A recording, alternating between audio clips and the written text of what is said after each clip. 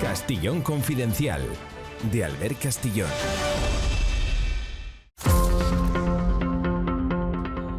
Amigos, ¿saben lo que nos contó aquí un miembro del espionaje español del CNI actual? Le llamamos José María. Siempre nos dijo que sabían perfectamente lo que iba a ocurrir en la invasión del pasado jueves, día 30, y que advirtieron a los superiores. Escuchen. Desde hace 5 o 6 días, una semana, se ha vuelto a informar de que esta nueva invasión planificada por Marruecos se iba a producir en estos días. Entonces, no es algo que nos ha cogido de sorpresa. De esto tenía conocimiento tanto el Ministerio del Interior como el Ministerio de Defensa, como la Presidencia del Gobierno, y también no olvidemos nunca ni lo dejemos ya al margen, porque esto ya hay que meter también al jefe de Estado en estas situaciones. Porque esto ya, señores, no se puede tolerar. No. Mucho antes, en 2023, apareció este libro, La Trastienda, escrito por Fernando San Agustín, miembro de la inteligencia de nuestro país. Es la primera vez que, al menos por escrito, queda constancia de que hay un plan de Marruecos, un plan muy viejo, de la época de Hassan II, ya existía, pero un plan para quedarse con Ceuta, Melilla y posteriormente con Canarias.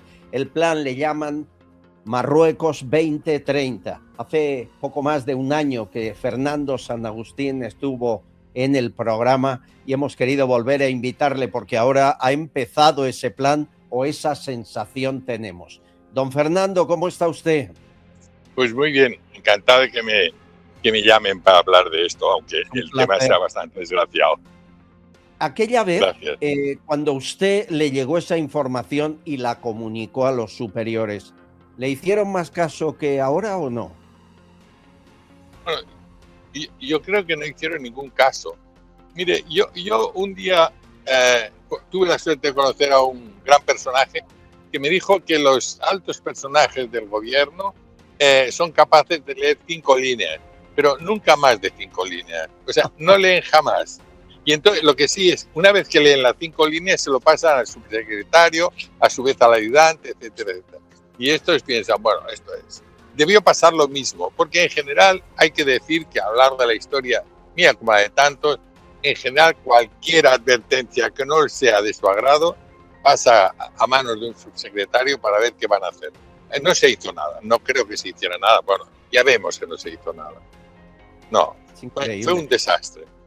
Y esta vez, de nuevo, con cerca de 100.000 invasores. ¿No le parece increíble? No me parece increíble. La idea, a mí, la que yo transmití, es que Ceuta y Melilla se verían invadidos por gente sin armas, jóvenes, mujeres, niños, que romperían la frontera por la puerta y que con el Corán en la mano, sin el Corán en la mano, gritando, queremos paz, etcétera, etcétera, viva Alá, entrarían.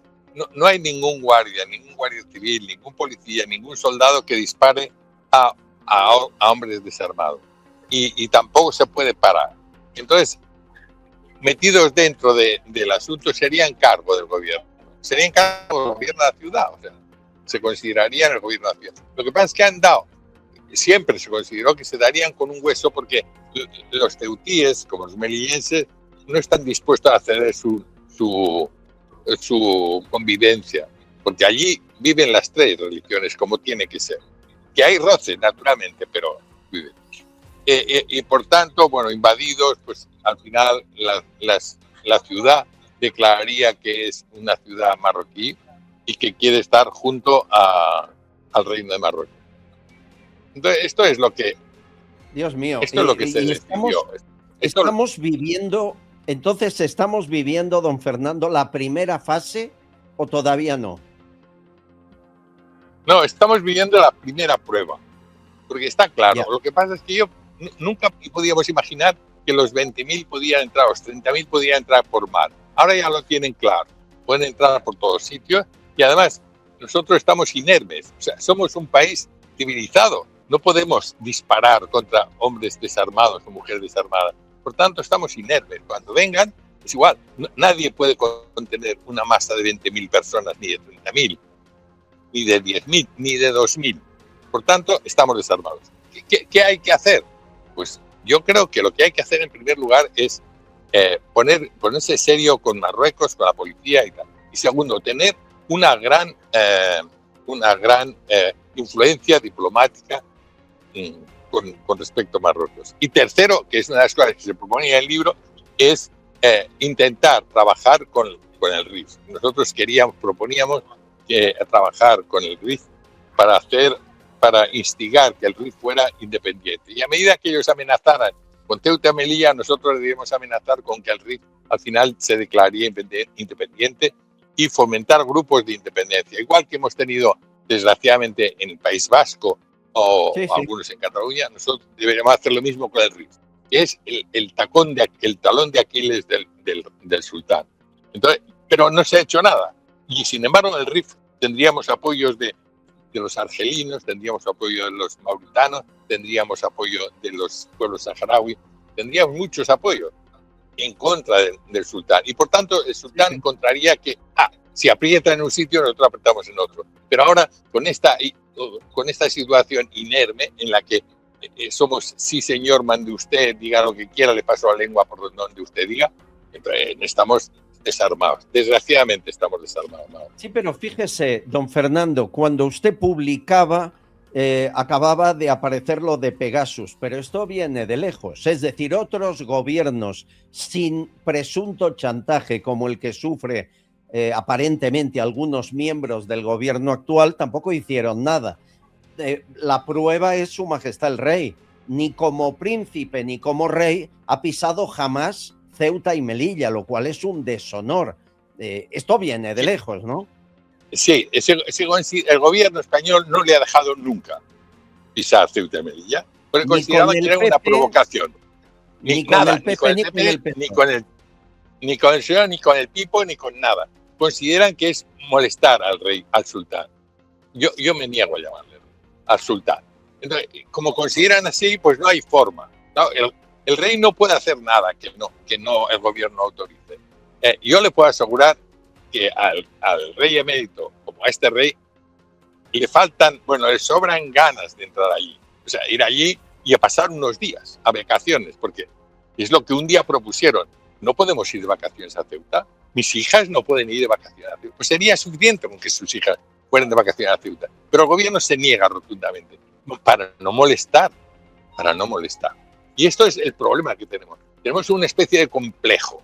Y luego, segundo, los israelitas, en el libro figura, un día, en una ocasión se le preguntó a los israelitas, a los judíos que estaban trabajando allí, del servicio de inteligencia judío, de qué parte estaban, si estaban de parte de ellas o parte nuestro, porque su situación nos ayudaban, pero también ayudaban allá. Y entonces los judíos dijeron, mira, Fernando, históricamente nosotros estamos con quien nos conviene. Nos conviene por protegernos, por ayudarnos, etcétera, etcétera. Mira, Marruecos, nos dijeron claramente, Marruecos, cuando expulsasteis a los judíos de España, Marruecos fue uno de los países que nos acogió. Prácticamente no hemos tenido ninguna persecución. Marruecos nunca nos ha perseguido. Marruecos nos sigue. Y en Marruecos tenemos un filón. Nos compra, vendemos, etcétera, etcétera. Por tanto, Israel en estos momentos está allí porque le interesa y además están los Estados Unidos. Y naturalmente le dan al sultán le dan medios para atacar a su enemigo. Porque esto de la amistad tradicional es una chorrada. No hemos sido tradicionalmente amigos nunca. Fuimos amigos, si quieres tú, del sultán de Almería o del emir de Murcia, porque eran nuestros, pero nunca con el sultán de Marruecos. Nunca. Es una tontería. Sí, la historia la manipulan como quieren. Pero fíjese, usted que ha trabajado en inteligencia, ¿pueden quedarse con Melilla, con Ceuta? ¿Ya se han quedado Inglaterra con Gibraltar? ¿Estamos perdiendo todos los lugares geoestratégicamente más importantes que tenía España? Pero claro, la pregunta es, ¿por qué los marroquíes pueden hacer una marcha verde sobre el Sáhara, una marcha inmensa sobre Ceuta y sobre Melilla, y nosotros no somos capaces de hacer una marcha sobre Gibraltar? No hemos sido nunca capaces de invadir sin armas Gibraltar, teniendo la verja, la sin verja, etcétera, etcétera? ¿Por qué nunca lo hemos hecho? Pues mira, eso es un tema que hay que analizar. A los españoles les falta la voluntad de conquistar, o la voluntad de obedecer, o el sometimiento para obedecer. Los marroquíes tienen simplemente el sometimiento para obedecer. A los marroquíes no les interesa, no les importa un pito Ceuta y Melilla, pero están sometidos para obedecer, y obedecerán para ir 100.000 al Sáhara, y obedecerán para entrar 20.000 al Ceuta, porque saben que todo lo que Ceuta, comercios, mercados, etcétera, acabará siendo suyo, porque es así. Pero es una cosa curiosa que siempre nos hemos propuesto: ¿por qué nunca hemos sabido hacer una marcha verde sobre Gibraltar a lo largo de la historia? Totalmente. Y Canarias también, porque en su libro dice que es el siguiente objetivo, ¿no? Y allí se consideraba simultáneo, ¿eh?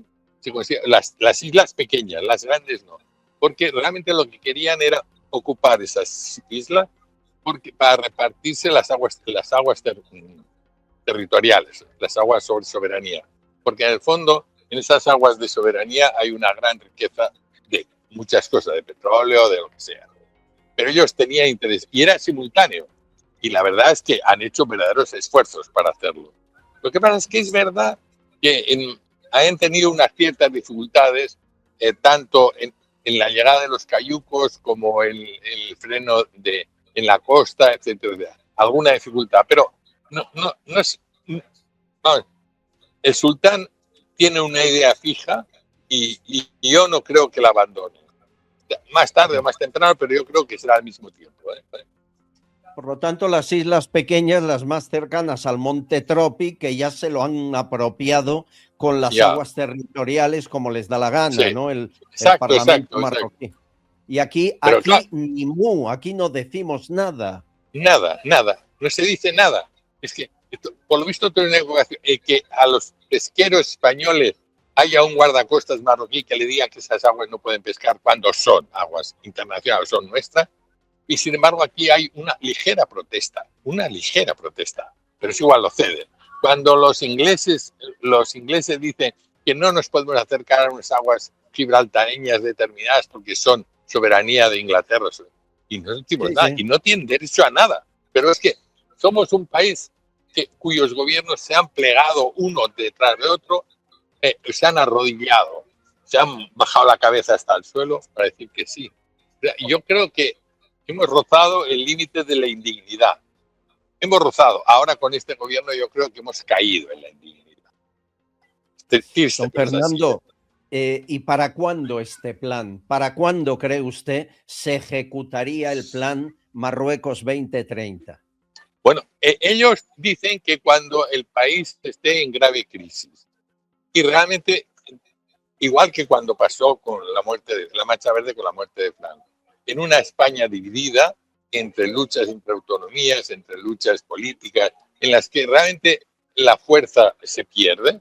Y yo creo que en ese momento, y está muy cerca, porque está cerca la posibilidad está muy cerca la crisis total de país, la desconfianza absoluta.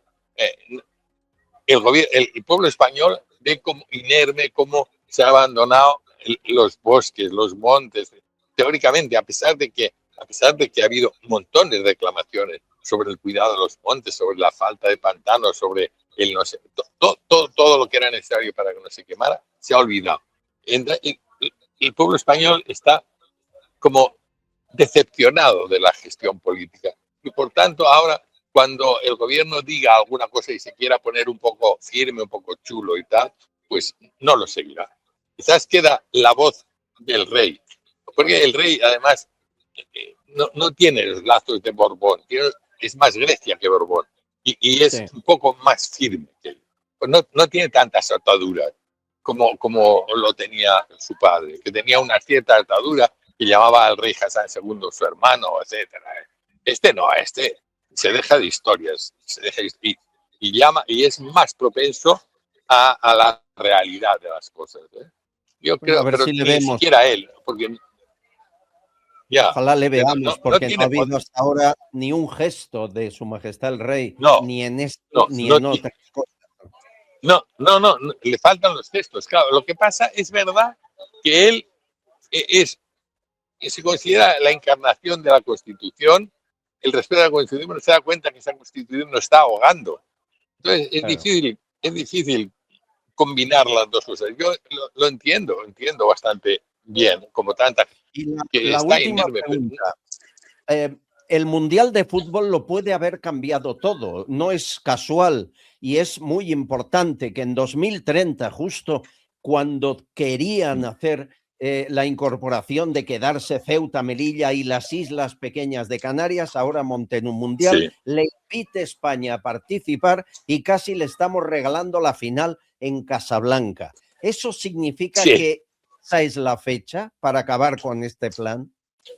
Sí, pero también tiene el contrario, y es que prácticamente la única cosa que ha unido al grito de España y banderas y tal ha sido el fútbol. Desgraciadamente, o afortunadamente, mejor dicho, el fútbol despierta unos intereses comunes, un interés, una pasión común por el interés de España. Y esto puede ser algo negativo para Marruecos, porque se puede encontrar con una resistencia de verdad contra esa idea.